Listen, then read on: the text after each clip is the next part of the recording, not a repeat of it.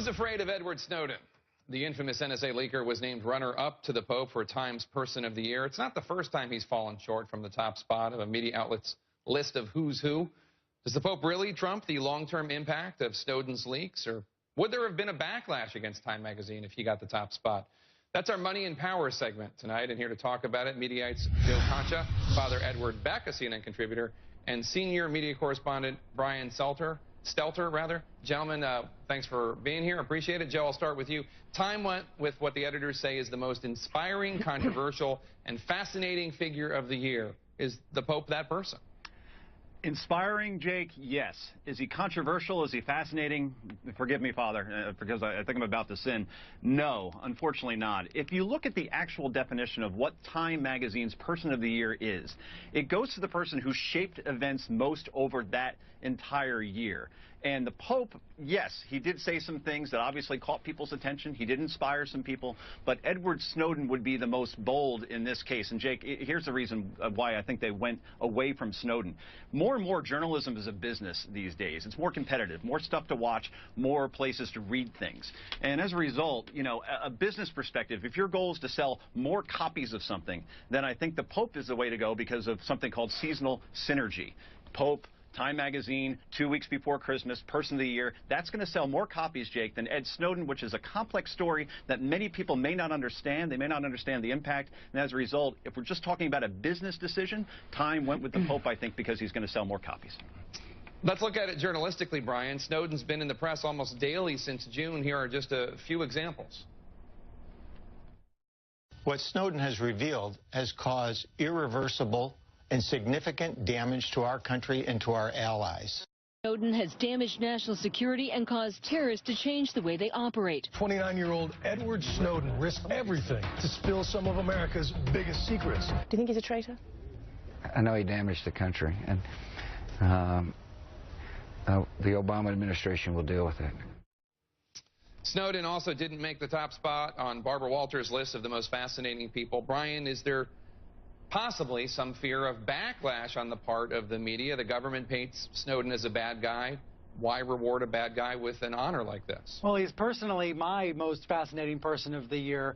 I'm not sure if he belongs as Time's Person of the Year because you can make a very strong case for the Pope. But I think this raises the issue in journalism today, actually re-raises it, which is about whether the press has taken Edward Snowden as seriously as he should be taken, whether they've given him the respect that he deserves, you know, because a lot of people view him as a whistleblower who has done something very courageous. Of course, many others view him as a traitor, as we heard in that soundbite. He is such a polarizing figure that Time magazine, which, like CNN, is owned by Time Warner, at least for the moment, Time is being spun off next year. Maybe Time magazine decided he was too polarizing for the cover, to get to Joe's point. But, you know, as a journalist, I think he's at the top of the list. Father Beck, let's have you make the case for the Pope. I mean, some people have compared the Pope getting this award with President Obama getting his Nobel Peace Prize. Maybe someday he will deserve it, but not right now. Why does Pope Francis deserve this honor? Well, Jake, I'm kind of baffled that there'd be any question. I mean, world peace, feeding the hungry, extending oneself to the outcast, and preservation of privacy. I mean, I don't think there's even a debate here. First of all, the Pope interjected himself in the war in Syria.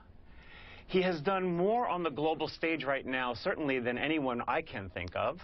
And an NSA contractor who stole documents and led the country or refused to be prosecuted for it.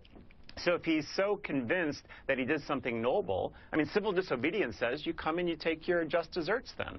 I don't really think there's any comparison here. And, you know, the people I talk to say they're not that concerned that people's privacy maybe sometimes is breached.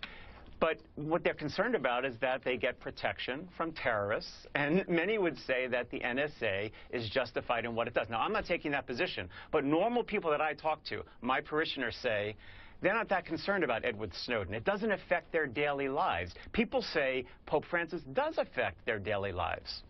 I would say, and Father, with all due respect, The award is not a positive accolade, however. It doesn't go to the guy who did the most great stuff. All right, I'm an Irish Catholic. Trust me, I'm not here to diss the Pope, particularly 2 weeks before Christmas.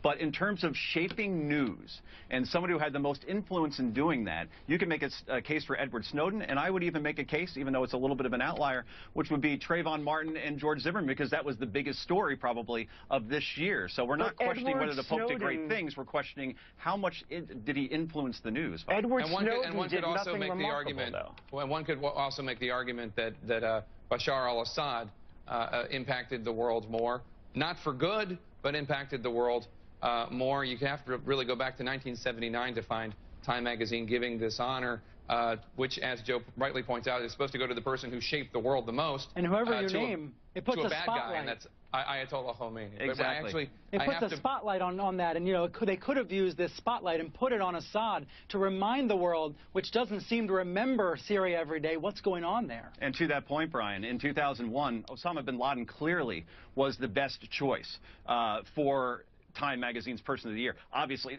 that's a very unfortunate choice, and one that Time Magazine would have experienced severe backlash, so they went with Rudy Giuliani instead. So sometimes you can't give it to the controversial guy, because in 1979, when they gave it to Ayatollah Khomeini, boy, that was a problem, because they experienced some real negativity there. So they've shied away from doing that. So sometimes not the best guy in the class necessarily is going to win the award. Sometimes it's the guy who makes the most news, good or bad. So let's leave it there, Father.